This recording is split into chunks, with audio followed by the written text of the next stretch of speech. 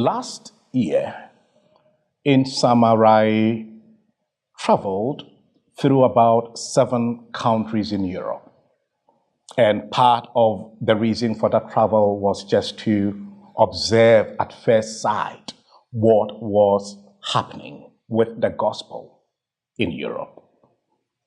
Part of that journey brought me to ELF, which greatly encouraged me to see, what is just a fresh revival of the church as leaders come together here to just share in what God is doing and report and encourage one another.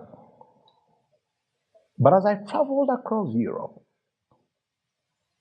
the stories I heard, the things I saw, made me conclude at the end of that trip that God is just doing an amazing work in fresh ways. I remember being in Rome and visiting a couple Brazilian missionaries who had relocated to Rome to work among indigenous Italians, and they invited me to be part of a baptism service.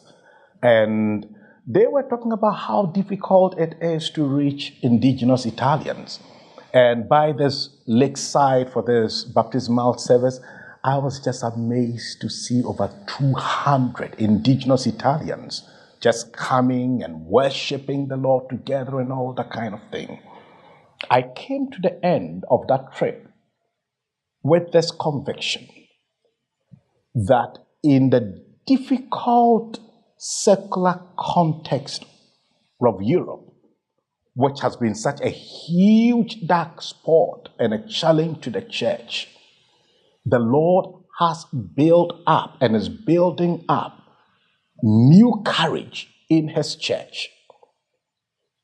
Time will not allow me to tell you about what we are experiencing in Ghana, across Africa, even where we have reports of great church growth and celebrating.